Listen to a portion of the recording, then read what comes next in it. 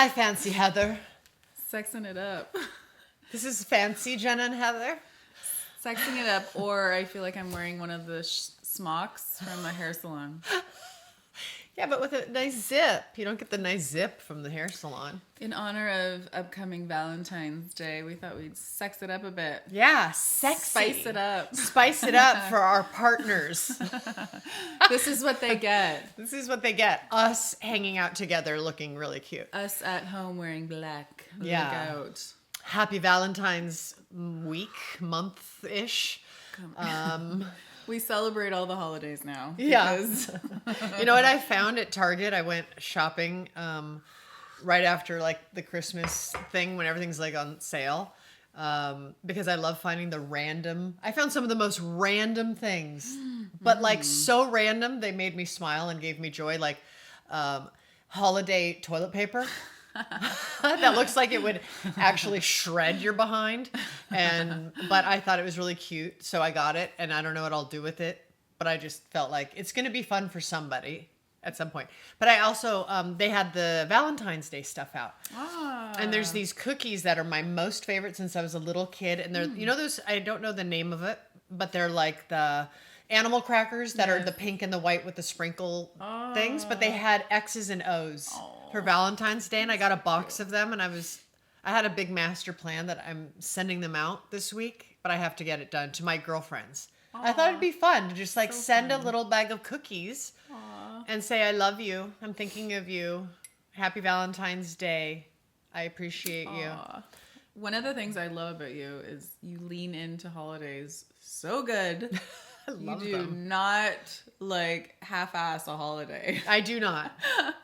I do see not. the boxes coming out. I'm like, here we go. Yep. What's coming up? I can't even keep track. Yep. When I talked to you and you were like, I'm going out. It was right after Christmas. You're like, I'm going to Target, getting my New Year's decorations.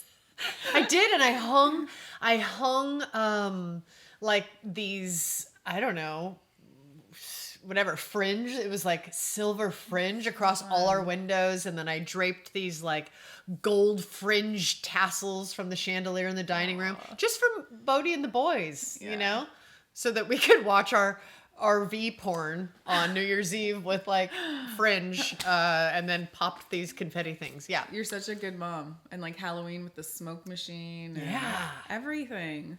I get like a little kid, you know, when you see your daughter just like, you know, when you see kids, they just go into their like make-believe creative zone. Yes. I never decided to chill that out. Yes. I decided to channel you more with giving less control about me being particular about ornaments on the Christmas tree this year. And I think I'm just like, I was just like, I don't care, do whatever. So, but I remember you saying you let them just have full creative expression. Well, we all decorate the tree together. Yeah. So I put I pick what ornaments, the ornaments are just there in the bins, and we all just grab whatever and put it where we want and drink eggnog and play music, and it's super pleasurable. My mom and my sister were here in early, December, and my mom decorated the tree with us, which we have not done. I don't know how long, and it was so fun. Yeah, I just like however the tree turns out is my joy because we all did it together. So, I think if I had a particular talent for making a tree look spectacular, I might be a little bit more of a control freak about what goes where, but I can't do it any better. Like, I don't have that's not where my artistry is. I'm not crafty. I don't do crafts I also let my kids do whatever they want on the walls of their room. I said, do not get crap on my floors, but if you want to paint your walls or paint, I've always, since they were little, I was like, it's your room. Yeah. As I try and give them, I'm going on a rant, but kids are constantly do this now, do that now, brush your teeth, and then they're like controlled within an inch of their life, having orders barked at them all day long. Yes. Like I would want to. I hated that when I was young. Yeah. I understood a lot of it because I was still a kid and I didn't have the place in the world that an adult has yet. I had to contribute to the family and the household, and I got that. But boy, just to have a little more freedom in certain zones. So when we give them something, it's theirs. we'll say, look, if you want it to last long, here's what you can do to take good care of it. But after that, it's theirs, and we don't say anything. Oh, that's amazing. And if they break it, they break it.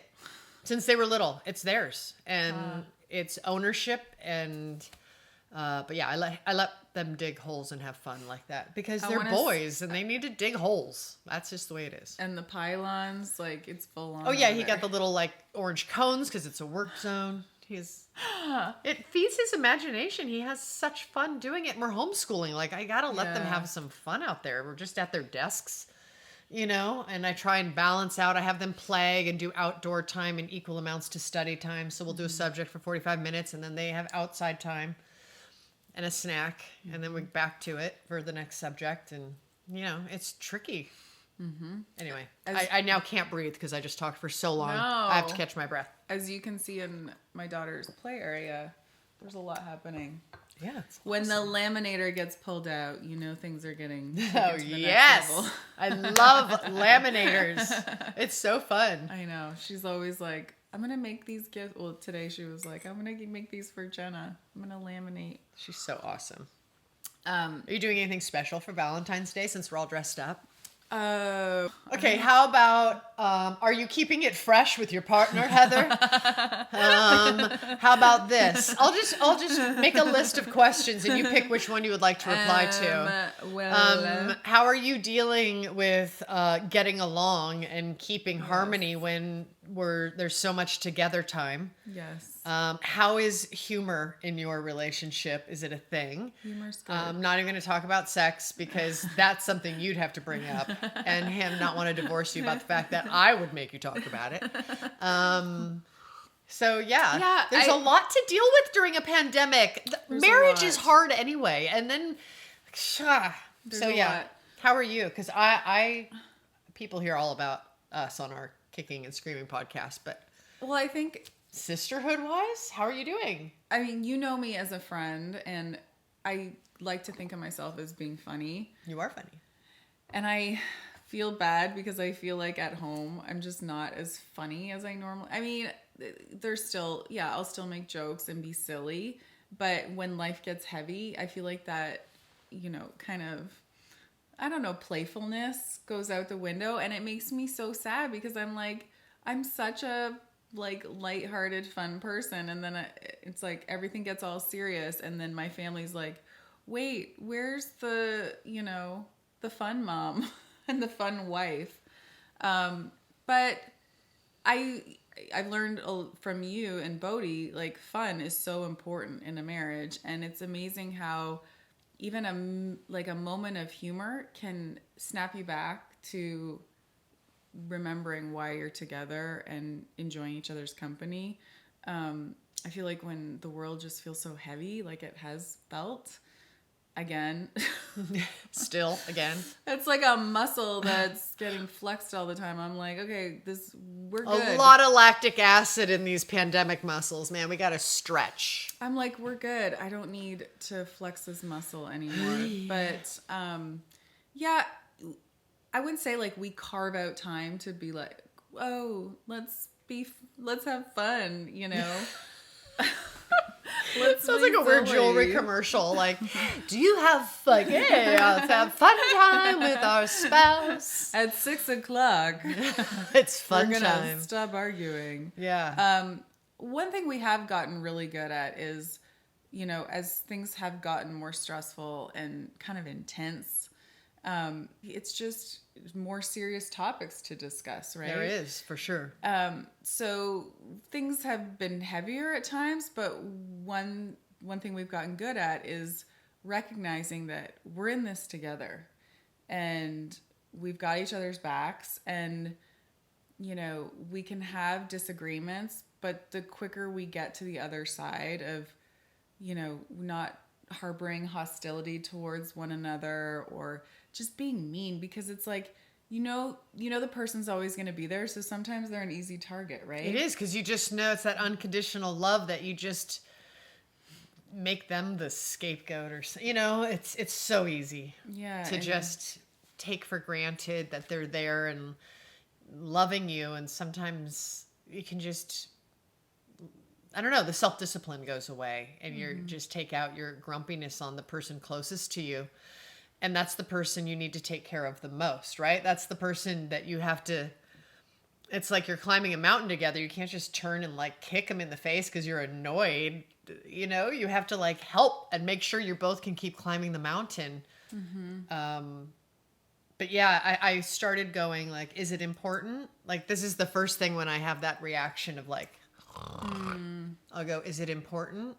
And it's hard sometimes to catch because that reaction can come so fast of whatever that trigger is, to try and like put the wedge in the door of like, is it really important right now? Or to be right. Yes. Like the game of being right over your spouse. It's like, is that really what I should spend my time doing right now? Is like manipulating this dilemma I'm having with him just to be right. Like, it's such a waste of time when we are going through, I mean, it's always a waste of time. It's like a dumb game to play, but it's so hard sometimes because especially in the area of relationships, it just feels like, like that need to be right can just be so. Yes. I can't say I follow the rule of not going to bed mad, but usually by the time I wake up the next morning, I'm just like, why it's not worth it. Why are we grinning and bearing, like harboring down. I'm going to be right. It's like this power struggle. And I'm just like, again, we're in this together. This is nonsense. Let's just get to the other side fast and go back to being there for each other and supporting one another and trying to have some fun. Yeah, I feel, when we were talking about like during the days, like finding little joys that help keep your mood up and keep your life force, like your gas tank full. I feel like a conscientious effort that has to happen in the marriage too. Like Bodhi and I will just many times a week now, we just run out and grab a muffin and a coffee together and just get away. Because, we're homeschooling, like everyone's home together all day.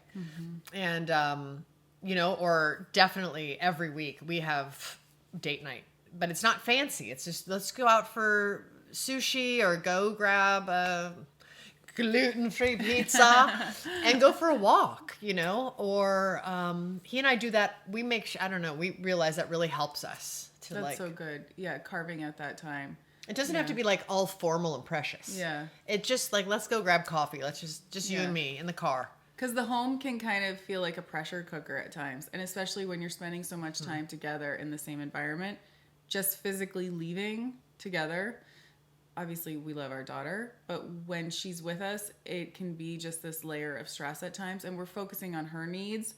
So when it's just the two of us and we leave the house, it's like, we can make this about us, and that's okay. And you can kind of check in with the other person in a way that you might not be able to normally when you're at home or out with your children. Plus, they're always like, what do you mean? They chime into your conversations. Yeah. Yeah. Gosh, I'm like, I know you're trying to learn about life, but please, like, we need to have this conversation. And they're like, well, but what do you mean when you say that? What you just said to him? I'm like, I don't want to stop my conversation, and I'll explain it later. Let me finish. And it's my fault for starting the conversation in front of them if I don't, But then I also don't want to make them feel bad or make them think something's wrong where I'm like, honey, can we talk out here? If it's just a strategy meeting, a family schedule or strategy, you have to get out. You have to go out together. Yeah. I think it's really...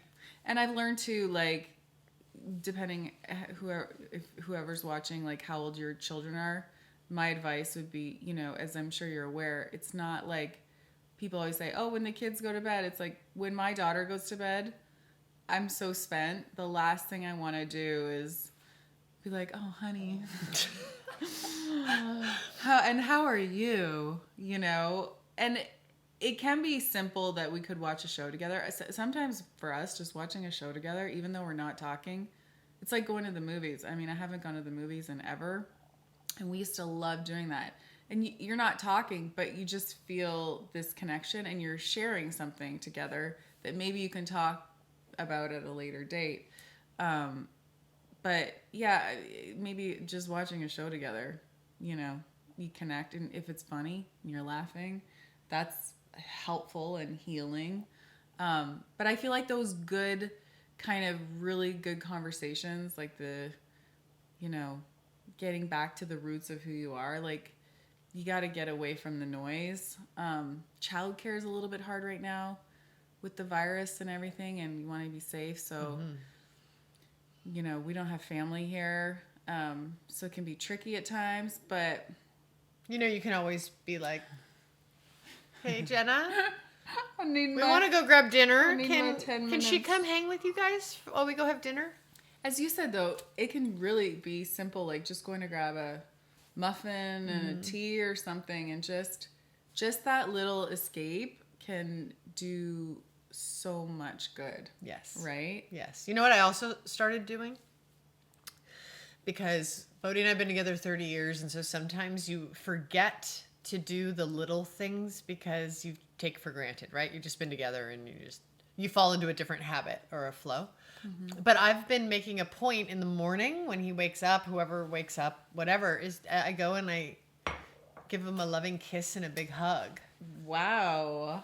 Hello. I like, good morning, and I hug him and I kiss him. And you're wearing the shirt. And it's so soft. But no, nothing like, the kids are there. It's not like... I know, but I give them so nice, sweet. good kisses and hugs. And yeah, I started doing that more. We always do that, but I do it more. Sometimes I'm just like, morning. And I was like, you know what? Let me actually go give him some physical affection. And because he liked it. They like that. Husbands like a little, like... Yeah. From a lady. Would you say... if it's like that... Sorry, I cut you off, but would you say that's his... Like, he loves touch? If there were a Bodhi love language. If you touch... No, well, just humor. Yeah. If I'm serious, it's not like I have to be wacky all the time. Nothing like that. Yeah. It's just if I get too into the burden of life and my face, my countenance changes in a way that, like you said that before, it was like, where's mom? You know what I mean? It's like there's that expectation and sometimes pressure. But it's also like the magic that women have is to bring light into an environment, I think. And that feminine kind of... Yeah, and I'm not that feminine, so it's really hard. But I'm definitely more tomboy, and just that's the way I am. But I love my husband, obviously. So I go hug and kiss, and it's just a nice way to start the day. It gives him nice attention, and I think we forget those little touches throughout the day, especially when you've been together a long time. Those little gestures mean a lot. Yeah. And he's always been really good at it. He's the most loving, generous husband. My husband is amazing. I always feel valued, respected, cared for. He's like, what do you need? Do you need anything? He's like always thinking about how to help me through my day. He's extraordinary. And I was like, wow, I don't return that enough. I take it for granted. He's always looked out for my well-being. He's always thinking about how to empower me, to make me have more joy. So, because he knows all the hats I'm wearing, and he's appreciative, and he's really always, even before children, he's always done special little capers for me. He's spectacular. He's amazing that way, and I'm so lucky. And then I was like, I kind of take it for granted, and I don't think this is the norm, and I realized, wow, I really have a special husband. I got to really give that back in return so that he's not doing it in vain. I don't like the idea of that. Yeah. My husband's he's the one that gives the hugs in the morning. Which he wasn't like that when I first met him, and I think I was like that, and then I think it rubbed off on him, and then now the tables have turned, because I wake up and I'm like, wait, where do I gotta go? What do I have to, it's just like the day starts out a little bit manic sometimes with schedules and everything, and then he'll be the one that'll just give me a big hug, and he'll be like, how'd you sleep? And just that little, you okay? Do you need anything? Yeah, it really sets the tone for the rest of the day. We're very fortunate. I know. We have to. show them. We have Show to them give more. them Valentine's Day. This Valentine's Day can be like a New Year's resolution, because really every day is New Year's, frankly. But I'm gonna do like a Valentine's Day marital resolution to just like give more to my husband, give more queries, and we spend a lot of time together. We're home all day, but it's like a lot of business and scheduling and things, and like every morning he's like, "Do you want some oatmeal? Do you want, you know?" And so I'm gonna start doing more of that. Yeah. He's literally gonna look at me like I'm nuts, because he's gonna be like, "Who are you? What is this?" But then he'll get used to it if I keep it up, and then he'll see the new me, the foxy new me. It'll be good. He deserves it so much. Aw, he's so sweet. He's gonna be like, "Happy Valentine's Day" to me. Yes. What happened? But yes. I don't know, but I'll take it. This is good. Yes. Sometimes I feel like we talk about the simple joys a lot, but it can be the tiniest thing and it can have the biggest impact. Like, yeah, making him oatmeal, you know? I feel like the way to my husband's heart sometimes is with food, and I could pick up food or cook and he is so grateful. I could come home with like 2 tacos for him, and he's like, he'll say thank you, and then later in the day he'll be like, "Oh, when you brought those tacos home." It's so easy. I think we get like, "Oh God, marriage and this and that." It's like, just bring some tacos and give them a hug. I mean, it's gonna go so far to calming them down, but you also have to. Yeah. You have to give them the other too. I mean, boys, this needs to happen. They have needs. Yeah, there's needs. This is marriage. This needs to happen. On that note. On the note of needs and things. Before we this holiday season of Valentine's Day. Before we get X-rated. But I hope y'all out there have someone to hug on Valentine's Day, even if it's your dog. Or a tree. You can hug a tree. That's good. The It's tree won't mind. The It's tree a won't life mind. force of goodness. Yeah, you can hug a tree. Hug a tree. I mean, I would. Well, of course you would. You're Heather. Let's not question that. If you see me hugging a tree, just let you be. Just let me be my tree. Have my tree hugger moment. Well, happy Valentine's Day. We hope you have a great have some Valentine somewhere that you can love on and receive love and find love and give love. To love. All the love. To love.